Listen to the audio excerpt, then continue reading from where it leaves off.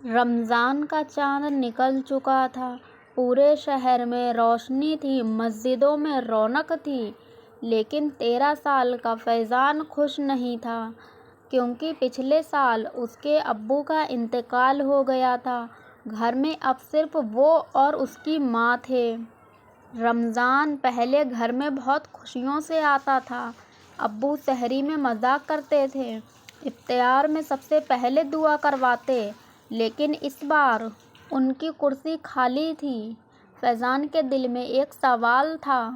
وہ کہتا، یا اللہ، آپ نے میرے ابو کو کیوں لے لیا؟ اسی رات اس کی امی نے اسے سحری میں اٹھایا، کہا، بیٹا روزہ رکھو گے؟ فیضان چپ رہا، پھر بولا، ابو ہوتے تو اچھا لگتا۔ اس کی امی کی آنکھیں بھر آئیں، لیکن انہوں نے مسکرا کر کہا، تمہارے ابو تمہیں مضبوط دیکھنا چاہتے تھے۔ یہ کہہ کر وہ چلی گئیں۔ فیضان نے سوچا اور روزہ رکھ لیا۔ دن بھر بھوک کم لگی، لیکن ابو کی یاد زیادہ آئی۔ اسکول میں دوستوں کے ابو انہیں لینے آئے۔ فیضان اکیلا پیدل گھر آیا۔ راستے میں اس نے آسمان کی طرف دیکھا اور کہا، اگر آپ مجھ سے پیار کرتے ہیں تو میرے ابو کو کیوں لے لیا؟ اس کے دل میں ہلکا غصہ تھا۔ وہ نماز پڑھتا، لیکن دل میں خالی پن تھا۔ ایک شام افطار سے پہلے فیضان مسجد کے باہر بیٹھا تھا۔ وہاں ایک بوڑھے چاچا روز اکیلے بیٹھتے تھے، سادھارن کپڑے، شانت چہرہ۔ انہوں نے پوچھا، بیٹا اداس کیوں ہو؟ فیضان نے پہلی بار کھل کر کہا، میرے ابو نہیں رہے۔ بوڑھے چاچا نے دھیرے سے کہا، میں بھی اپنے بیٹے کو کھو چکا ہوں۔ دونوں کچھ دیر چپ رہے، پھر چاچا بولے، رمضان ہمیں کھوئی ہوئی چیزوں کا غم نہیں، اللہ کی نزدیکی کا سکون سکھاتا ہے۔ اس رات فیضان نے سجدے میں سر رکھا۔ پہلی بار اس نے شکایت نہیں کی۔ اس نے کہا، یا اللہ، اگر آپ نے میرے ابو کو اپنے پاس بلایا ہے تو انہیں جنت دیجیے، اور مجھے اتنا صبر دیجیے کہ میں آپ کی مرضی سمجھ سکوں۔ اسی رات اس کا دل تھوڑا ہلکا ہوا۔ آخری رمضان میں فیضان اور اس کی امی کے پاس افطار کے لیے بہت کم کھانا تھا۔ امی نے کہا، آج تھوڑا زیادہ افطار کریں گے۔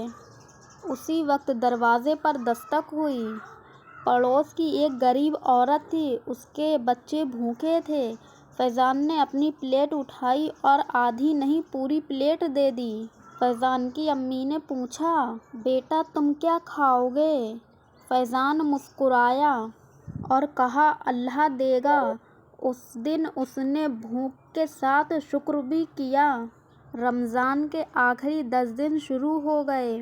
مسجد میں عبادت بڑھ گئی۔ فیضان ہر رات جاتا، قرآن سنتا اور ابو کے لیے دعا کرتا۔ ایک رات، شب قدر کی رات، مسجد میں سناٹا تھا، آنکھوں میں آنسو تھے۔ فیضان نے سجدے میں کہا، یا اللہ، اب میں شکایت نہیں کروں گا، بس مجھے ایسا بنا دیجیے کہ میرے ابو مجھ پر فخر کریں۔ عید سے 2 دن پہلے مسجد کے وہی بوڑھے چاچا گھر آئے۔ انہوں نے کہا، بیٹا میں اکیلا ہوں، میری چھوٹی سی دکان ہے، کیا تم وہاں مدد کرو گے؟ فیضان نے ہاں کہہ دیا۔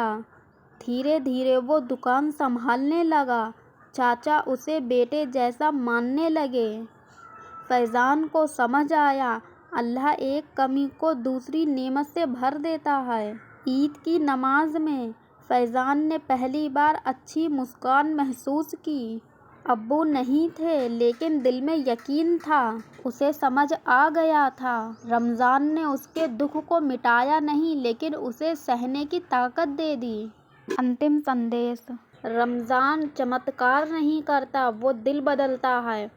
کبھی وہ ہماری دعا ترنت پوری کرتا ہے، کبھی وہ ہمیں اتنا مجبور بنا دیتا ہے کہ ہم ادھوری دعا کے ساتھ بھی مسکرا سکیں۔ اگر اس رمضان آپ نے صبر سیکھا، شکر کیا اور شکایت چھوڑ کر بھروسہ کرنا سیکھا، تو سمجھ لیجیے آپ کا آخری روزہ آپ کی زندگی بدل سکتا ہے۔